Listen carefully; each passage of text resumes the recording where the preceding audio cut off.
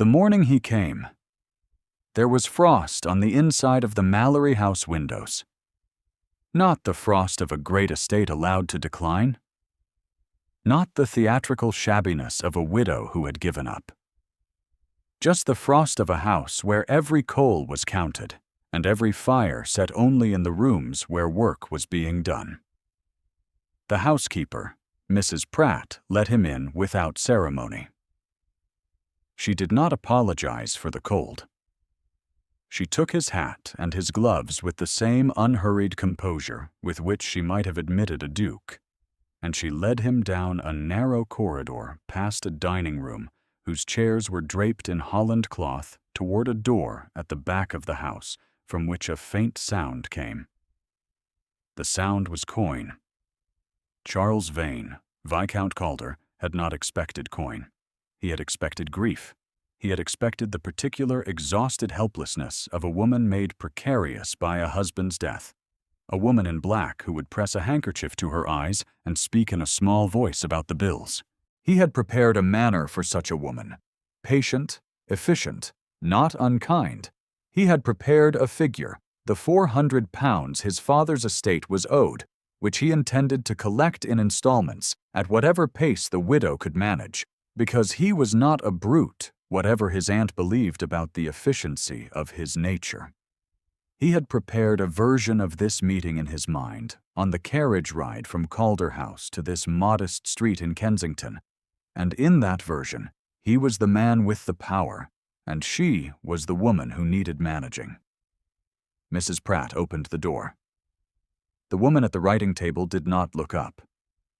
She was perhaps 27, and she was wearing gray wool that had been cut and recut until it fit with absolute precision and communicated nothing about expense.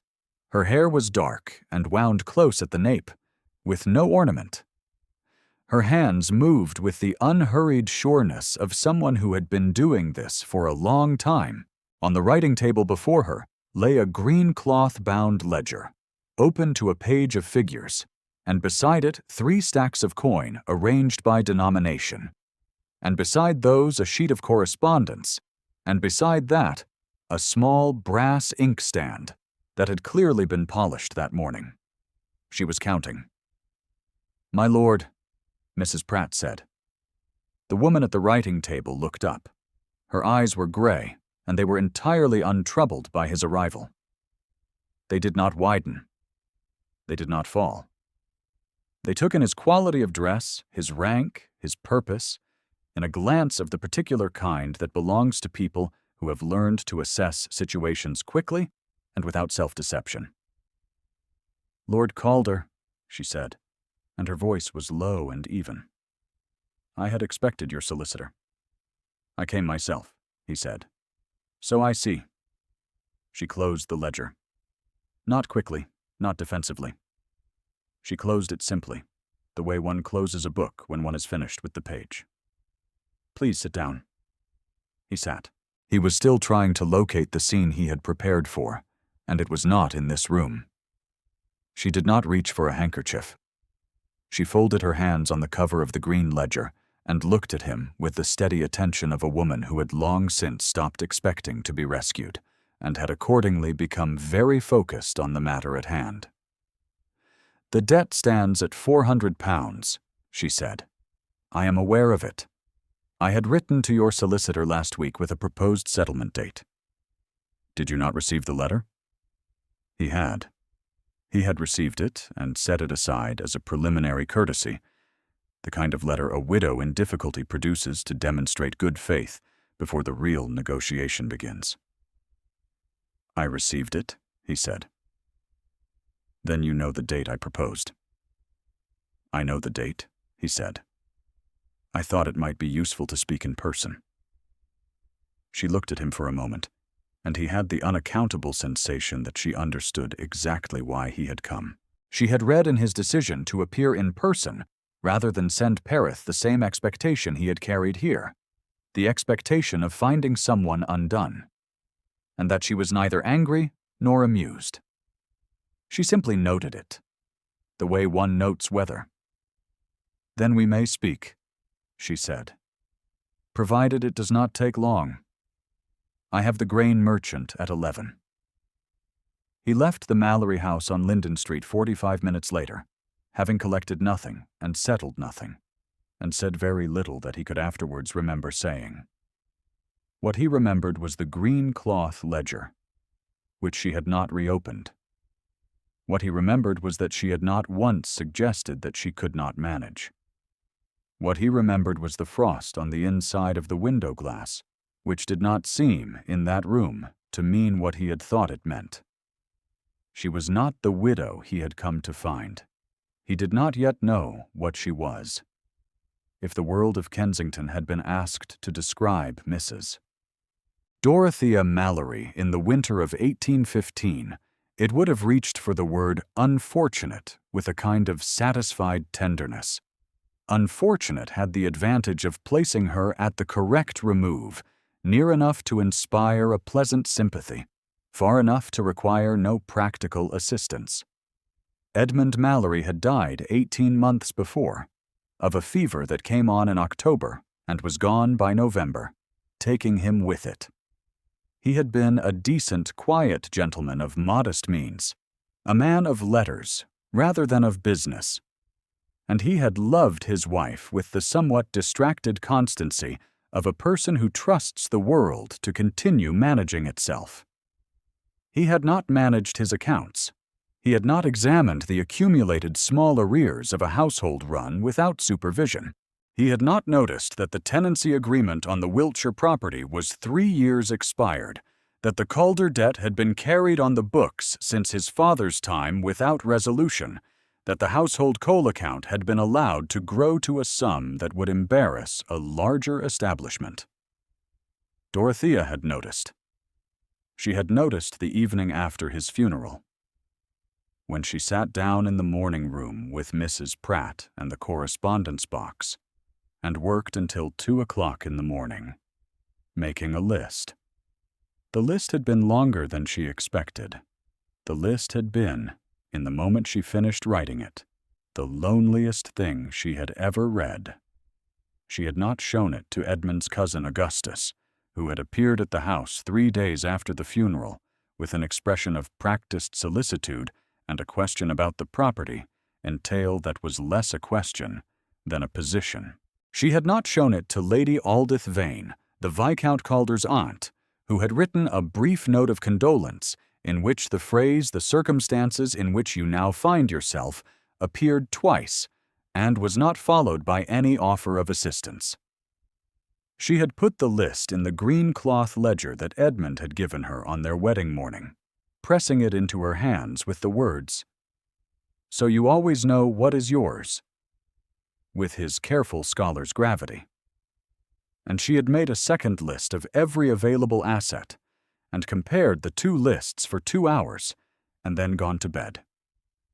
She had spent a considerable time in those early weeks, going to bed when the weight of the accounting became physically heavy in her chest, and waking in the morning and sitting up and continuing.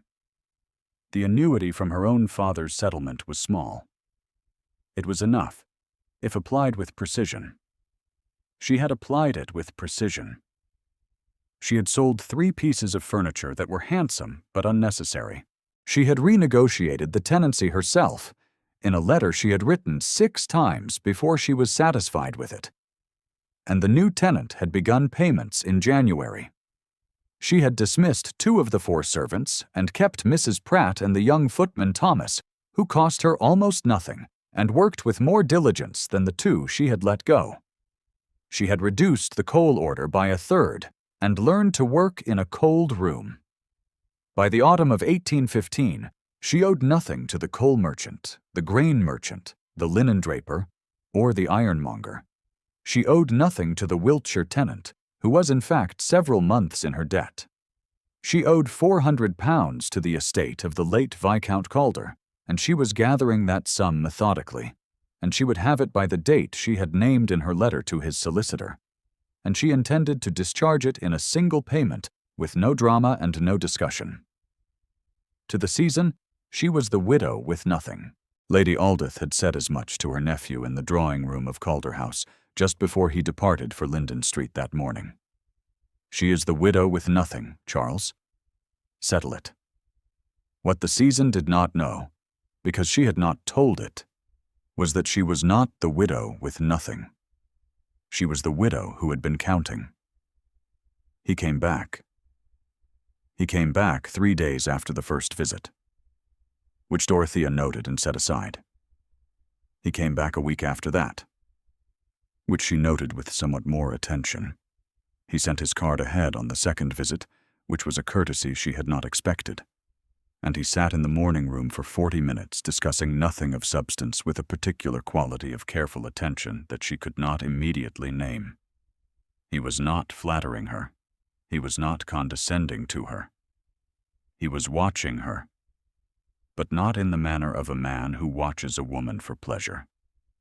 He watched her the way one watches a thing one cannot yet explain. On his third visit, in the middle of February, he arrived at 11 and found the morning room occupied by a carpenter named Hobbs. Mr. Hobbs had submitted an estimate for repairs to the garden wall that Dorothea had measured herself on a gray Sunday morning in January, walking the perimeter with a yardstick and a notebook. The estimate Mr. Hobbs had submitted was for 19 feet of wall. She had measured 14 feet of damaged masonry. She had brought the discrepancy to Mr. Hobbs's attention in a letter, and Mr. Hobbs had appeared that morning in person, apparently under the impression that a widow in reduced circumstances would not persist. Lord Calder arrived to find Mrs. Mallory standing at the writing table with her notebook open to the page of measurements and her voice entirely level. "The survey notes 14 feet, she said to Mr. Hobbs, who was a large man and stood with his arms crossed in the manner of someone accustomed to being believed. "You have quoted for 19. I should like you to reconcile those two figures before we proceed." Mr. Hobbs said that she might have measured wrong. "I might have," she said. "Here is the notebook. You are welcome to check my figures." She held it out to him. He did not take it. He looked at the notebook for a long moment, and then he looked at her face, which was offering him no quarter and no embarrassment, and no escape through her own uncertainty. He revised his estimate downward by 5 feet and departed. He stood in the doorway through which Mrs. Pratt had shown him, and he had not been seen. Or rather, he had been seen by the woman at the writing table, who had noted his presence in the periphery of her attention and continued speaking to Mr. Hobbs with the same unhurried precision until Hobbs left.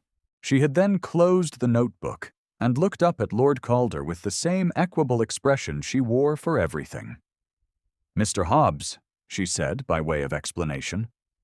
"So I gathered," Charles said. He sat down. She brought the tea herself because Thomas was in the garden, and he noted that she poured with the ease of a woman who does not find the task beneath her and does not find it any occasion for remark that she performs it herself. He noted that her hands were not soft. He noted that the inkstand had been polished again, though it was only Tuesday. She set his cup down and returned to the writing table, and he watched her take up a small pen and note something in the margin of a document, a number, a correction, a query marked with a short horizontal line that he recognized as the habit of a mind that likes its questions visible. She did not explain what she was writing. She did not offer conversation. She simply proceeded with her morning in his company, with the self-possession of someone who has learned not to perform the domestic arts of apology. He had told his aunt he was returning to Linden Street to supervise the settlement of the debt. He had told himself the same thing. Both of these statements were becoming less convincing to him with each visit, and he did not examine why. If there was a question he had been asking since the first morning, it was this: what had she done, alone, in 18 months, with no resources and no connections, and a dead husband's disordered estate? He was beginning to understand the answer. The answer was this room, this order, this notebook with its precise figures, this composure that was not performance, but simply the natural expression of a woman who had chosen to do the work and had done it. He had come 3 times now on grounds he could not legitimately defend, and he had found each time the same woman in the same room doing the same patient work, and he had found also, each time, that the room had grown somewhat warmer for his presence in it, and that she had made no reference to this, and that he was grateful for that silence in a way he could not exactly name. He had come, the first morning, to find devastation. He had found, instead, evidence. He did not know yet what he meant by that word. He was beginning to suspect that knowing would require him to revise a number of his settled assumptions, and he was not yet prepared for that revision. He drank the tea and watched her return to the ledger, and he stayed longer than any legitimate errand could justify, and he thought that Lady Aldith had been wrong about something specific, and he could not yet name exactly what it was. The Kensington evening was a musical at the house of a Mrs. Grenville Partridge, which was the sort of party that announced itself as informal while being nothing of the kind. The music was secondary. The arrangements were primary. Lady Aldith Vane had secured an invitation for Charles as a matter of campaign. She had also secured the placement of Miss Sophronia Blythe, the second daughter of Sir Horace Blythe of Derbyshire, at the pianoforte for the second half of the entertainment. Miss Blythe was fair-haired and well-prepared, and had been told that the Viscount Calder would attend, and was a widower, and was not, despite appearances, unapproachable. Lady Aldith had placed herself on a small gilt chair near the window, and arranged the rest of the room from that position with the satisfied efficiency of a general who has positioned every piece. Dorothea attended because Mrs. Fern Caldwell, her nearest friend, and the one woman in the neighborhood who had written a practical letter in the weeks after Edmund's death, rather than a sympathetic one, had pressed the invitation on her with the gentle firmness of someone who has decided that 1.5 years is long enough, and that getting out of the house on a Thursday evening will do more good than any amount of coal counting. She had worn the gray silk, which was the best she had, and she had dressed her own hair with a single ivory comb that had been her mother's. She was not unaware that she looked plain beside the satins in the room. She had stopped measuring herself against satins approximately 9 months ago, on the evening she had balanced the household account for the first time, and found it, to her own astonishment, sound. She had not expected to see Lord Calder. He stood near the fireplace with a glass he had not drunk from, and he had the quality of stillness she had come to recognize in him, the stillness of a man who had trained himself not to reveal the direction of his attention. He looked at Miss Blythe when Lady Aldith required it. He looked at Miss Blythe's father. He looked at the room in the evaluating way of a man who understands the arrangements being made around him and has not yet decided whether to accept them. He did not look at Dorothea, or he looked at her exactly once and then resumed looking elsewhere, and she noted this with a small interior clarity that felt uncomfortably like something she had not given herself permission to feel. She noted also the distance between them, which was perhaps 30 feet and might as well have been 30 miles, and she noted Lady Aldith's fan moving with its steady rhythm and Sir Horace Blythe's alert expectation, and she noted the room arranging itself around a conclusion she had not been consulted about and was not required to produce. Mr. Augustus Mallory was also present. He stood with 3 ladies near the fireplace's other end, and he spoke with the particular carrying ease of a man who believes his information will be welcome. Dorothea heard him from across the room, and she understood that she was intended to hear. "She is the widow, with nothing," he said, with a small, comfortable laugh. "The Calder money was the last real debt, and once that is discharged, she will have to throw herself on relations. One cannot help but feel for the poor creature." The 3 ladies murmured. One of them looked briefly in Dorothea's direction, with the expression of polite regret that people arrange on their faces when they are privately pleased. Dorothea stood beside Mrs. Caldwell and held her glass of ratafia and did not speak. She was not trembling. She was not fighting tears. She was noting, with great care, the position of every person in the room, and she was noting in particular the position of Lord Calder, who stood 8 feet away and had audibly heard the remark, and had said nothing. He had said nothing. She set her glass down on the side table near her elbow and excused herself to Mrs. Caldwell, who pressed her hand, and she walked out of the Partridge drawing-room with the same unhurried composure with which she had dismissed Mr. Hobbs. And she did not look back. She did not allow herself, on the carriage ride home, to feel anything that had no purpose. She felt it anyway, and she recognized it for what it was. Not surprise, but a specific, familiar grief at being correctly predicted by the people who had always believed she was predictable. He would not come again. She was certain of this, and she was almost certain she was not disappointed. She was not entirely certain. He came in March, not in person. He sent Pereth with a note, which was worse than coming himself, because a note from a solicitor had the quality of a door closing. Dorothea received it on a Tuesday morning and read it in the morning room, standing at the writing table. Lord Calder had been called to Derbyshire, the note said, on a matter of family business. He regretted that the personal supervision of the Mallory account must be concluded, and that all further correspondence should proceed through the offices of Pereth and Son. He trusted that the settlement at the agreed date would proceed as planned, and that Mrs. Mallory was well. He trusted that she was well. She put the note on the writing table beside the ledger and stood looking at the garden through the morning room window. For a time she did not count. What had happened in Derbyshire, she did not need to be told. She was not a stupid woman.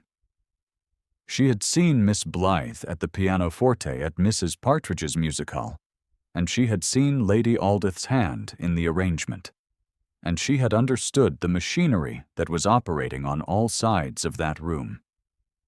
She had understood it, and had not permitted herself to assess it, because assessing it would have required her to admit that she had, over the past several weeks, developed an interest in the outcome that had nothing to do with £400. She opened the writing table drawer and took out the household accounts and sat down and worked. She was very good at working. She had become very good at it in the 18 months since Edmund died, and it had served her well, and she intended it to continue serving her. That same morning, in a lawyer's office in the Strand, Mr. Pereth was reporting to Lord Calder.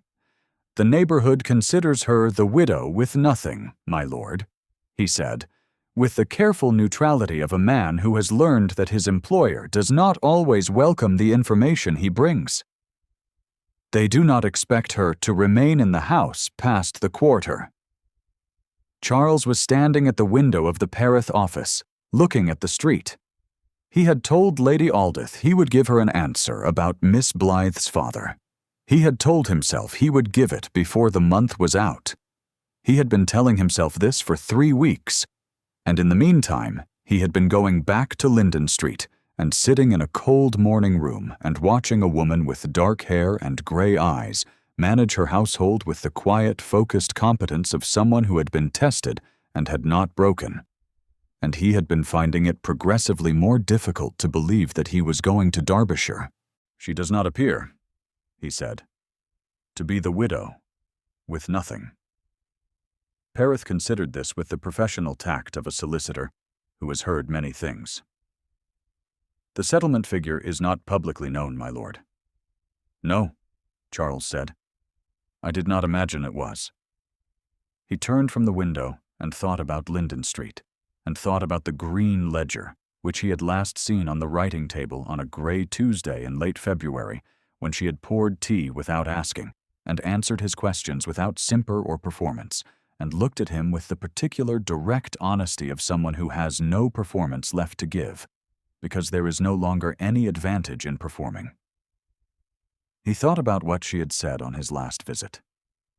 When he had sat too long again and the conversation had wandered past business into the kind of quiet that opens between two people who are paying attention to each other in the same room, she had asked, without any apparent strategy, whether his son was well.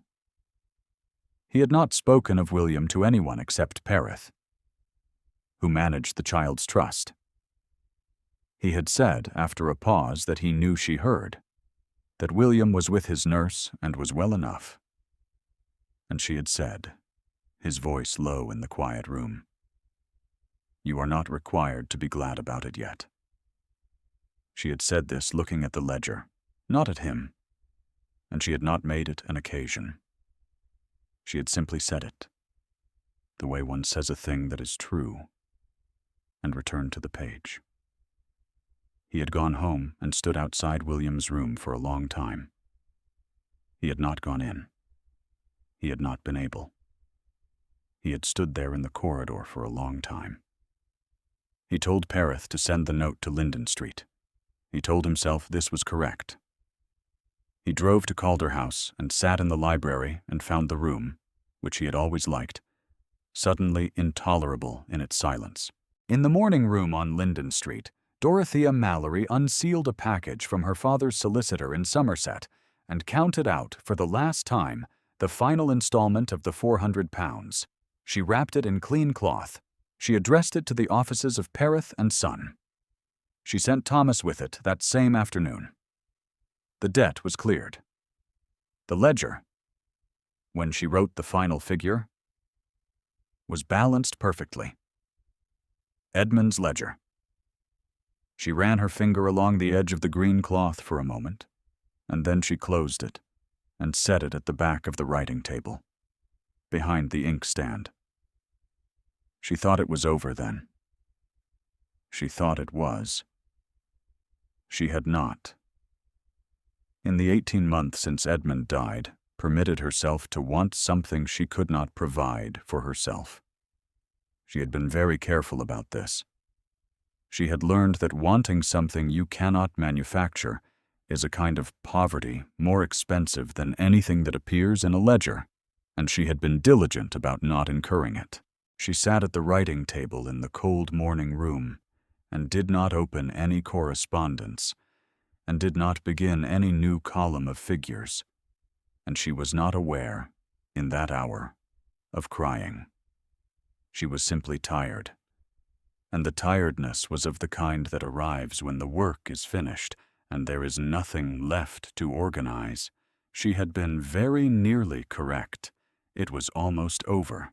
Mrs. Fern Caldwell came on a Wednesday in the second week of March and sat in the cold morning room and drank tea and told Dorothea that she was going to attend the partridge evening on Thursday, whether she liked it or not, because sitting in the house alone was not a virtue and was beginning to approach a habit, and habits of that kind, once established, were very difficult to shift. "I have nothing to wear," Dorothea said, which was not quite true. "You have the gray silk," Mrs. Caldwell said, "which is entirely respectable. I wore the gray silk in January, and you will wear it again in March. This is not a court presentation. It is a Thursday evening at Mrs. Partridge's, and the food is very good." Dorothea looked at her friend. Mrs. Caldwell was a woman of 40, a rector's wife, who had moved through her own considerable number of difficulties with a brisk practical warmth that Dorothea had always found both admirable and slightly exhausting. "Lord Calder will likely attend," Dorothea said. Mrs. Caldwell met this observation with a pause of the specific kind that suggests considerable thought has already been applied to the subject. "He may," she said. "He is in London, I believe." The Derbyshire matter was resolved quickly. Dorothea noted this. "Wear the gray silk, Mrs. Caldwell said. Bring the ivory comb. The Partridge House on Thursday was warm with candles, and crowded with the particular density of a gathering that has been organized around a purpose it will not name. Lady Aldith was present. Miss Sophronia Blythe was present. In pale blue silk and a rope of pearls that had clearly been chosen to accomplish something. Sir Horace Blythe stood near the card-room door with the expectant alertness of a man waiting for a transaction to complete. Mr. Mallory circulated with his easy confidence, stopping at groups of 3 and 4 to deliver his comfortable certainties. Dorothea arrived with Mrs. Caldwell and found a position near the window and looked at the room with the assessing calm she brought to everything. And she thought, well, and then she thought she did not need this to go any particular way. And then she thought she was not entirely telling herself the truth. Lord Calder entered the room at 8:15. He stood at the door for a moment, and his eyes moved across the room with the directness of a man who is looking for a specific person and is not going to pretend otherwise. They found her. He did not immediately move. He stood where he was, and she watched him stand where he was, and she was aware of her pulse, which had become inconveniently audible. Lady Aldith was at his side within 30 seconds, her hand at his arm, her head inclined toward Miss Blythe's arrangement near the pianoforte. Dorothea turned to say something to Mrs. Caldwell. She heard Mr. Mallory's voice carry across the room, directed at a small cluster of ladies that now included 2 of the women from January. The widow with nothing. I understand the Calder debt has been discharged at last. She has no further resource, of course. It is only a matter of time before the house on Linden Street must go. There was a quality of silence that followed. Not the silence of a room gone quiet. The silence of one man in the room going entirely still. Dorothea did not turn. She did not need to see his face to know that he had heard it. She kept her eyes on the window, and the window pane was cold when she pressed her fingertips to the glass. And she thought it quite clearly. Do not hope. You know better than to hope. She heard the sound of a man crossing a room. She counted 3 steps. 4. 5. The sound stopped. She was aware of him standing directly behind her, close enough that she could feel the slight warmth of his presence at her back. She turned. He was looking at her with the expression she had seen on his face in the morning room doorway on the morning of Mr. Hobbs. The expression of someone who has found the thing he had not expected to find and has spent several weeks deciding what to do about it. His jaw was set.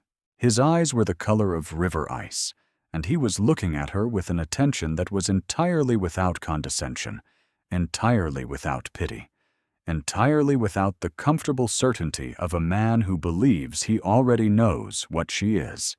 He looked past her, briefly, to address the room. His voice was not raised. It did not need to be.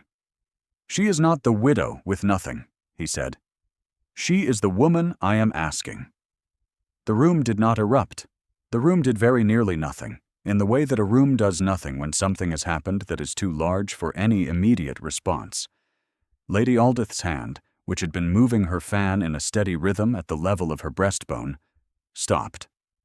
Miss Blythe looked at the pianoforte with a composure that was, in its way, admirable. Mr. Mallory opened his mouth and did not speak. Mrs. Fern Caldwell, from across the room, closed her eyes for one brief moment in the manner of someone who has arranged an outcome and is quietly satisfied with it. Dorothea looked up at Charles Vane. She said very quietly, so that only he could hear, "You had better mean that." "I mean it," he said. "You will want to come to Linden Street tomorrow." "I will come tomorrow." She nodded once with the same unhurried sureness she had brought to the grain merchant, to Mr. Hobbs, to 3 months of writing and correcting and calculating in a cold room. She nodded, and she turned back to the window, and the glass was cold under her fingers, and the room behind her was beginning to reassemble itself in the slow, careful way of a room renegotiating its own arrangements.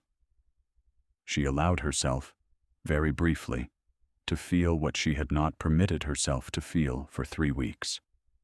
It was large. She contained it. They sat in the morning room on Linden Street on a Friday morning in mid-March, and it was still cold, but the sun was making an attempt. Coming through the window at an angle that reached the edge of the writing table and lay there in a pale yellow band. Mr. Pereth came and went. He had brought the papers that confirmed the discharge of the Calder debt. He noted, in his careful professional way, that the full £400 had been received in good order, and that the account was now settled, and he would record that accordingly. He noted also, with the same careful professional way, the nature of the conversation Lord Calder had requested he attend to witness, and he recorded that as well. Dorothea signed where she was shown. Charles signed where he was shown. Pereth folded the papers into his case and bowed and let himself out. Augustus Mallory had sent a letter that morning, formal and brief, which stated that he was withdrawing his inquiry into the Linden Street property on the grounds that the circumstances had resolved themselves. The circumstances had resolved themselves. Dorothea had read this letter and set it on the writing table beside the inkstand with the calm of someone who had expected it. Lady Aldith had not written. She would write in time. Charles said she would come around, in the measured tone of a man who knows his relations and respects them, and does not intend to be governed by them. Dorothea believed him. When Pereth had gone, the room was quiet for a moment with the particular quality of quiet that belongs to two people who have finished a significant piece of business and are now in the interesting position of having to be simply themselves. Charles spoke quietly. I stood outside his door for a long time, in February. She looked at him. Williams, he said. I stood there for perhaps 20 minutes. Did you go in? Not that night, he said. The following morning. She did not ask what had happened in the following morning, because he would tell her, or he would not, and either was legitimate, and she was not going to press him into a place where he was not yet ready to go. She had learned, in 18 months of her own grief, that the moments of approach had to be chosen and could not be engineered. She had learned this the hard way, sitting alone at a writing table in a cold room. And she carried the knowledge with the matter-of-fact steadiness of someone for whom it has become simply true. He laughed, Charles said, at something the nurse had done, something with a sock. He laughed, and it was. He stopped. He looked at the window. It was her laugh, the shape of it. Dorothea was quiet. I had not heard her voice, he said, in 3 years, and then there it was, in this child who has her mouth. She did not move toward him. She sat with her hands folded on the green cloth of the ledger and let the silence hold what he had given it. The fire had burned down to a low, steady heat, and the room had the gathered quiet of a late afternoon that has had enough of itself and is simply resting. A coal shifted. Outside, a cart passed on the street with the slow, particular sound of wheels on wet stone. And then it was gone. And the quiet was as it had been. After a moment, he looked at her, and his face had the particular expression of a man who has said a thing aloud that he has not said before, and is discovering that saying it has not broken him. That it has, in fact, done something closer to the opposite. Thank you, he said, for what you said in February. I said very little.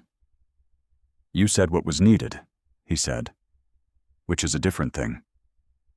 She thought of the morning room in early February, the grain merchant's letter on the table, and the coal account, and the pale, cold light, and she thought of what she had said to him about not being required to be glad. She had not said it for him. She had said it because it was true, and it was the sort of true thing she had arrived at by herself over 18 months of doing the work, and she had found, in this careful, useful man with his still face and his river-ice eyes and his grief, he had not yet learned to live with, something that was her own understanding reflected back. She had not expected to find that. She had not expected in any of it to be in a position to give anything of value to anyone. She had expected, for a very long time, to be simply the widow with nothing. By the end of April, Lord Calder's son William had been brought to Linden Street on 3 separate occasions, arriving in a carriage with his nurse and proceeding immediately to the garden where there was, it turned out, a particular appeal in the stone path along the south wall, which was exactly the right width for a 3-year-old to walk with great authority. He walked at each visit with great authority. He had his mother's mouth, and he had his father's eyes, and he laughed at small things with a readiness that Dorothea found each time quietly astonishing. Spring came with a slowness typical of that part of London, advancing and retreating across a week of rain, and then settling into a warmth that felt, by mid-April, like a decision. The morning room was warm enough now not to need a fire. The windows had been opened and the holland cloth taken from the dining room chairs. The writing table was still where it had always been, and the inkstand was still polished, and the green cloth ledger was still on the mantelpiece, where Dorothea had placed it in March.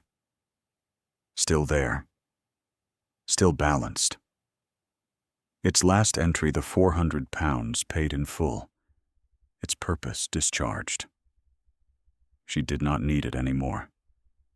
She had not needed it for some time. She left it where it was because it was Edmund's, because it had served her well, because a thing that has been useful deserves to stay somewhere visible as a record of what it was. Outside in the garden, she heard William Vane laugh.